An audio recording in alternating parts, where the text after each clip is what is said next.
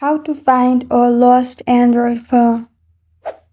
Hi everyone, I'm here to assist you today. Without any delay, let's jump right in. First, open Chrome on your device. After that, in your Chrome browser or any of the browser, you can simply search Find My Device. Then click on Find My Device by Google. After that, you'll find this kind of screen pop up. Sign in to the Google account that is in the lost phone.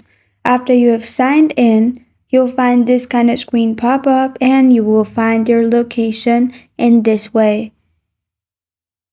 You can also play sound if it's lost anywhere near you and it will play sound.